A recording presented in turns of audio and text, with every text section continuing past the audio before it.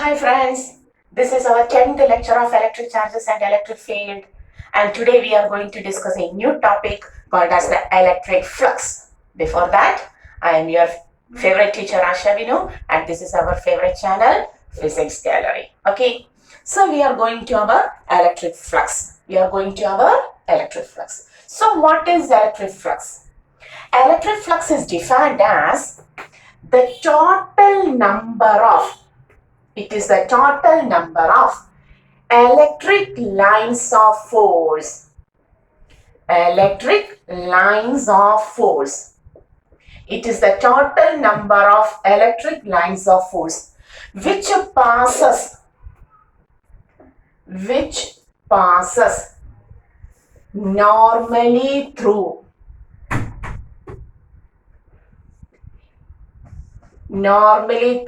a given surface. So how to take electric flux? It is the total number of electric lines of force. What is electric flux? It is the total number of electric lines of force. What are these electric lines of force? We have studied it in that it was a concept introduced by Michael Faraday in order to visualize our electric field. Isn't it? So, electric flux are the total number of electric lines of force. Suppose this is an electric field. This surface is an electric field of some charge.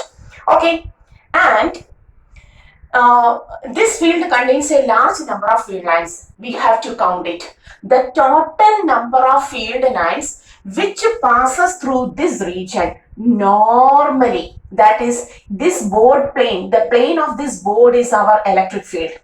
And the field lines are emerging like this normally. Very important, normally. So the field lines are emerging like this. First field line, second field line, third field line, fourth field line. These lines, the direction of my pen is the direction of the electric line of force now. That is, this is the direction. Is it clear?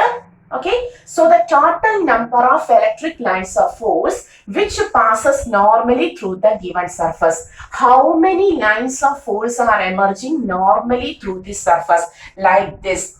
How many field lines are emerging normally through this surface? That total number is called as electric flux. Is it clear? So what is electric flux? The total number of electric lines of force emerging or passing normally through a given surface is called as electric flux. That is, we have to count the number of lines of force to find the electric flux of this much region. Okay, and how many electric lines of force will pass through this region? Millions and millions and millions of lines of force will pass. Is it clear? So, is it possible to count so much number? Not at all. So, we have to consider a very small surface inside this region. We have to consider a very small surface. Having surface area ds, we are considering it's a surface, very small surface area. That's why we are taking it as ds.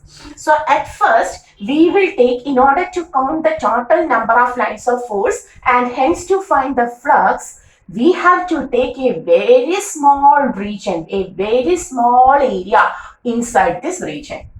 And in this region, how many lines of force will emerge out? We will count that. A small area, so we will count the lines of force emerging out from this area. So, if we take the small area ds and count the total number of lines emerging from it, we will get the field at that region, in this small region. Is it clear? If we take a very small area ds and count the number of lines emerging from that region, we will get the electric field intensity at that region, that very small area. And this will give the flux at that region, the very small flux. So, the very small flux at this region is equal to E into ds. Is it clear? At first, we have taken the very small area ds, taken the total number of lines of force passing through it, perpendicular to it. We have taken E and ds at that region, which will give the flux through that small area. Okay, so we get d phi is equal to E ds. Is it clear?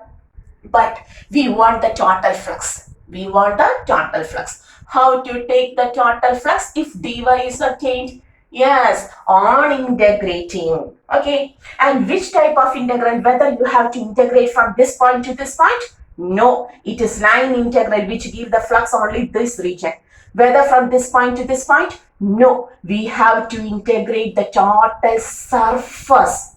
So, taking the surface integral, not a line integral from one point to another point, which gives the line integral. No, here we have to take the surface integral. Taking the surface integral, we will write the total flux is equal to the surface integral of electric field intensity over that surface. We will get the total surface integral of the total flux through this region is equal to the surface integral of electric field intensity through that surface area. Okay, so what was the first definition of electric flux? It is the total number of electric lines of force which passes normally from a given surface. Is it clear? We have to find the total number of lines of force in order to find the electric flux there. So for that, we have taken a very small area, surface area ds. Had counted the number of lines passing through it normally, which gives the E, electric field intensity at that region. Therefore, taking E and ds together, we will get the flux through that small surface area. And taking the surface integral, why we have to take the surface integral, not the line integral from one point, which we commonly take from one point to another point. No, we want the total field lines, not from one point to another point. So taking the surface integral, we can write flux phi is equal to surface integral of E ds, surface integral of E ds. Okay. Is it clear? So, flux may also be defined as the surface integral of electric field intensity over that given area. And the next point is electric field intensity is a vector quantity. Okay, so we will put this in a box, important. And now we know electric field intensity is a vector quantity whose direction is from positive to negative. Whose direction is from positive to negative. And what about the surface area? Normally surface area has not any direction, but this quantity is aerial vector. Here we have taken ds as aerial vector. What is ds? It is aerial vector. What is aerial vector? It is a quantity having both magnitude and direction. It is a quantity having both magnitude and direction. So what is the magnitude of this ds? This much area. You have to take the area, the magnitude of this much area. And what is the direction? The line perpendicular to that area. That surface. Given surface. This is the given surface. This is the given surface. What is the surface area? This is the surface area of my hand. So what is the aerial vector? Magnitude having this much surface and direction this. So what is aerial vector? Aerial vector, you may write, aerial vector is a vector quantity having the magnitude equal to the surface area and direction normal to the given surface. Its direction is normal to the given surface. So now our ds is also a vector quantity. You may also write the definition of aerial vector. Okay, so ds is also a vector quantity. Therefore, two vectors on multiplication, we will get the flux, which is the total number of electric lines of force. So whether number is a vector quantity? No, it has no any direction. We have to count the number of lines. So it is a scalar one.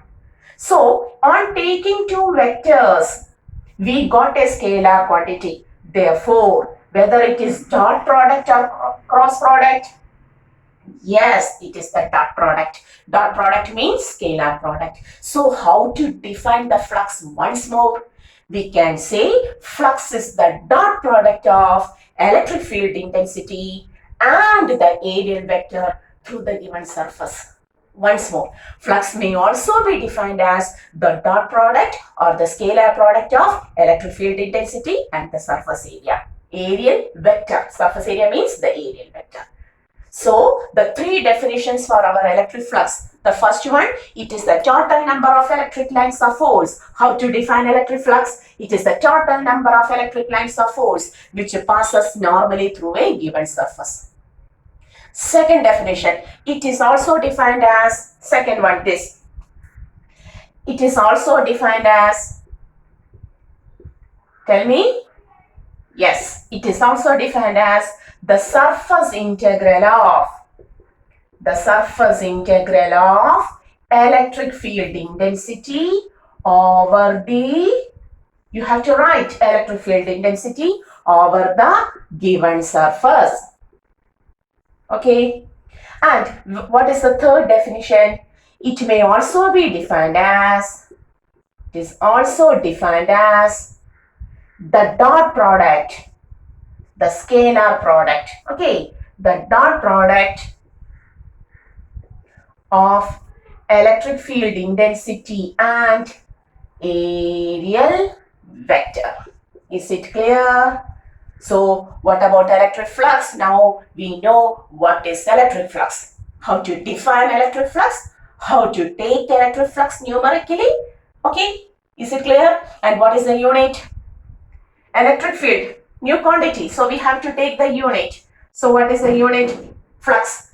Electric field intensity, Newton per Coulomb. Area, meter square. So, what is the unit? We can write it as Newton meter square Coulomb raised to -1. Okay, is it clear? So, this is electric flux. Pause it and take a copy of it. Okay, hoping you have taken the notes of this. So, now we know what is electric flux. And now we are going to an important law related to this electric flux, a very important law in our electrostatics. Okay, so I am going to rub this.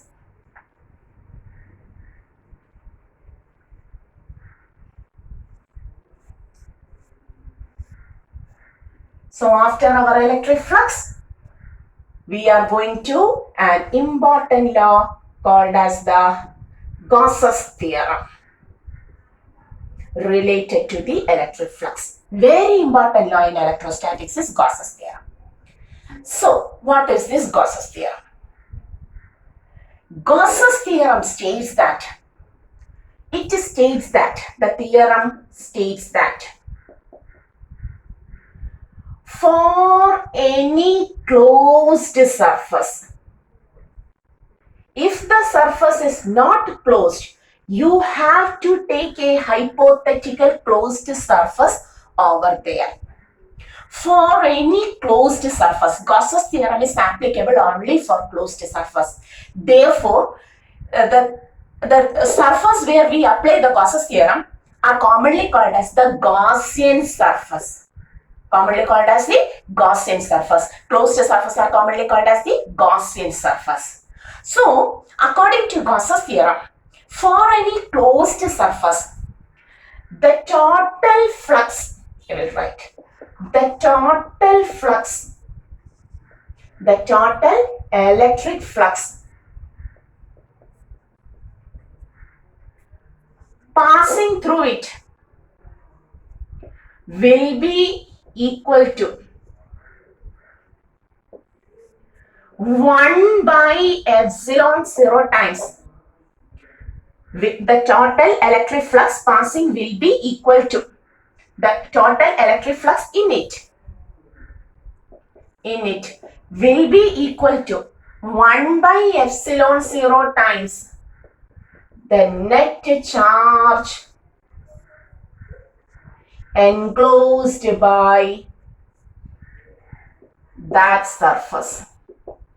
The net charge enclosed by that surface. Gauss's theorem states that for any closed surface, very important, Gauss's theorem is applicable only for closed surface. If the point which we are considering for Gauss's theorem is not closed, you have to take an hypothetical closed surface over that point. Then only we will apply Gauss's theorem. So, we will apply the Gauss's theorem only for closed surface. Gauss's theorem states that for any closed surface, the total electric flux in it will be equal to 1 by epsilon 0 times the net charge enclosed by that surface. That is, the total flux is equal to 1 by epsilon 0. That is, we are considering our closed surface in free space. Okay, our closed surface is now in free space. If it is in medium, you have to take epsilon 0, epsilon m. You have to take epsilon m is equal to epsilon 0, epsilon r. Sorry, epsilon m is equal to epsilon 0, epsilon r, or k epsilon 0. So, here we are considering the closed surfaces in free space. So, flux is equal to 1 by epsilon 0 times the net charge sigma q. Okay, the flux phi is equal to 1 by epsilon 0 times sigma q. Is it clear? And we may also write, or what was the equation for flux? Surface integral of E dot ds. Flux is equal to surface integral of E dot ds. It is also equal to 1 by epsilon 0 times the net charge. Surface integral of E dot ds is equal to 1 by epsilon 0 times the net charge. Therefore, Gauss's theorem may also be defined as, you may write, Gauss's theorem may also be stated as the surface integral of, you may write, it may also be stated as the surface integral of electric field intensity over the closed surface is equal to 1 by epsilon 0 times the net charge enclosed by that surface. Gauss's theorem may also be stated as the surface integral of electric field intensity over the closed surface is equal to 1 by, you have to write the statement, very important statement. Gauss's theorem may define like this or like this, which you are writing. Surface integral of electric field intensity over the closed surface is equal to 1 by epsilon 0 times the net charge enclosed by that surface. Okay, so this is Gauss's theorem. Hoping you understood Gauss's theorem. Very important point, Gauss's theorem is applicable only for our closed surface. Okay, is it clear? So, electric flux and Gauss's theorem. Is it clear? So, pause it and note the points. You have to define this also. Gauss's theorem may also be stated as the surface integral of electric field intensity over the given surface, over the given closed surface is equal to 1 by epsilon 0 times the net charge enclosed by it. Okay, so we have obtained a new theorem called as the Gauss's theorem, but we want a proof of it.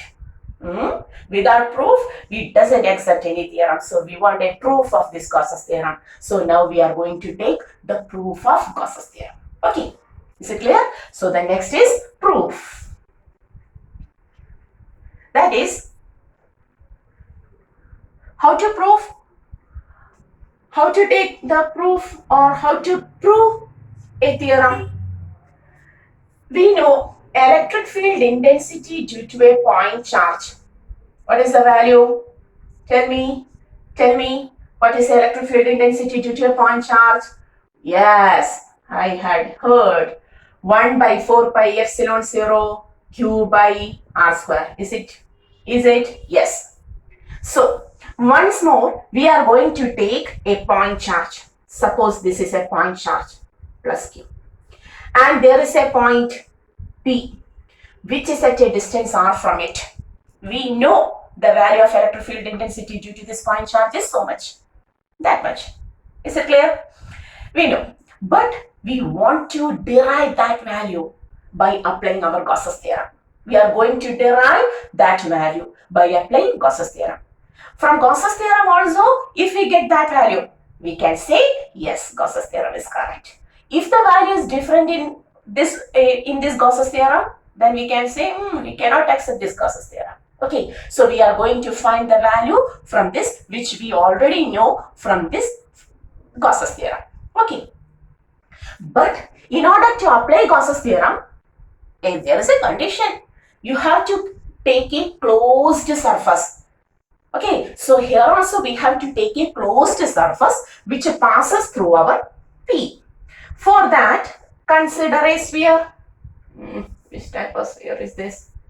So consider a sphere, supposing it is a good sphere. Okay, so we are going to the proof. So we have considered a sphere, not a circle, but it is a three-dimensional sphere. So we have taken a sphere. Okay, sphere of radius r. Now our point P is on a closed surface, correct? Okay, so his condition was take the point P on a closed surface. So we have taken a sphere having radius r. Now the point P is on a closed surface. Now apply Gauss's theorem. According to Gauss's theorem, the total flux is equal to 1 by epsilon 0 times the total charge enclosed, the net charge enclosed by it. Flux, surface integral of E dot ds is equal to 1 by epsilon 0 times net charge. Okay, we have to find E, vector E, into integral ds. Surface integral of ds is equal to, that is, at this point there is only one field, magnitude and direction.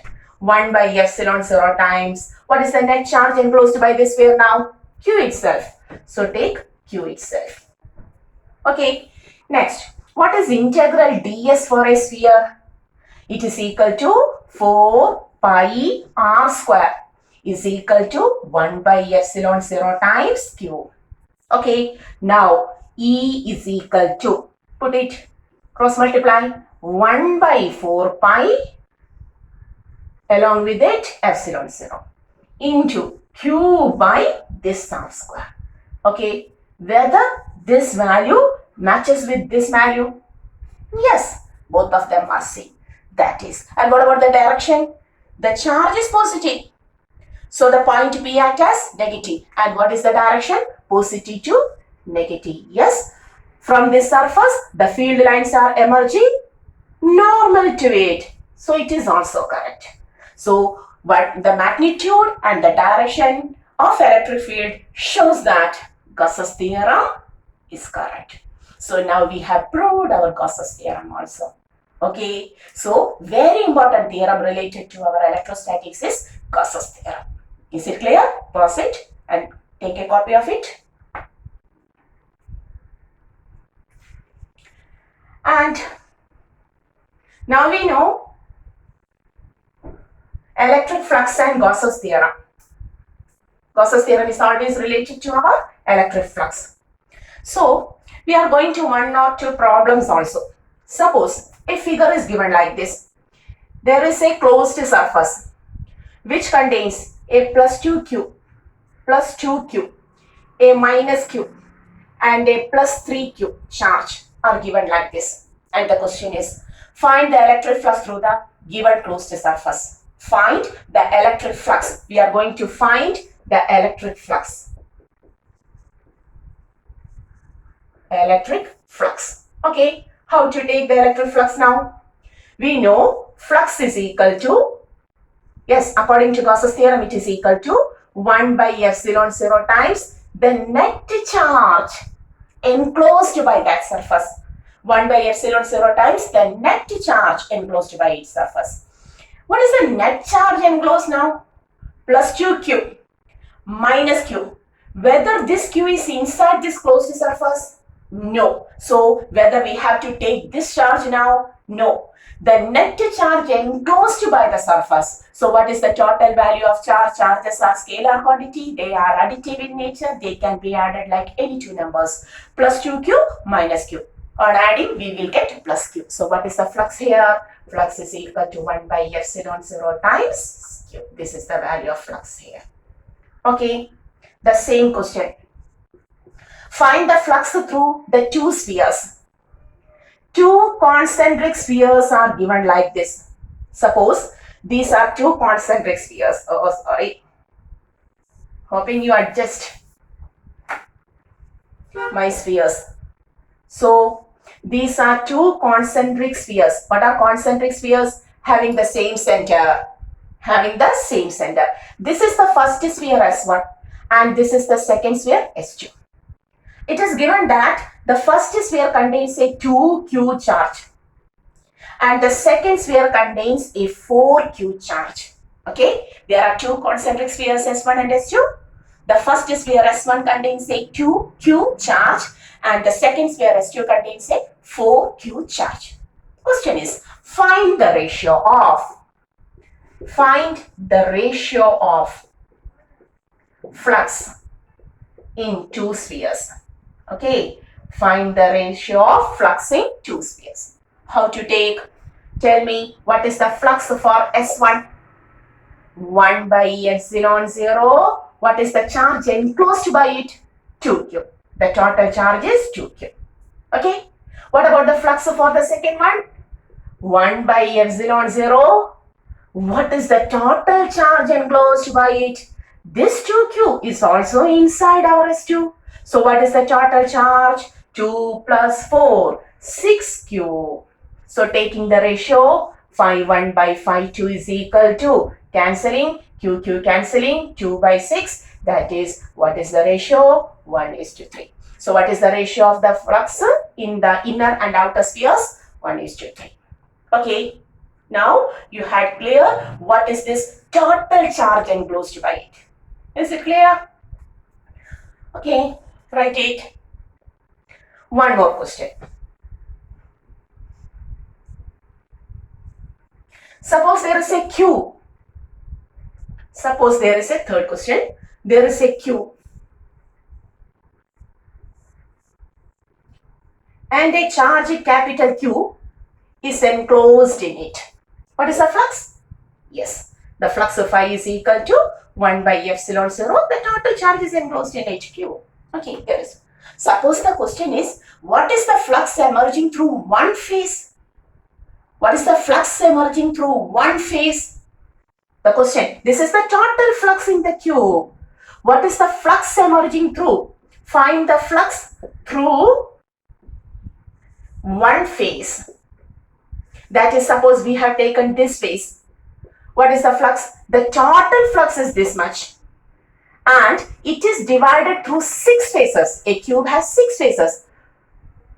Upper and bottom, top and bottom, right and left, into and out. 6 phase. So through one phase, the flux will be equal to 1 by epsilon 0 q by 6. The total flux is divided into 6 parts. So through one phase, it will be 1 by epsilon 0 times q by 6. Is it clear? Okay. Suppose the same cube and the same charge are placed on one phase. How to take?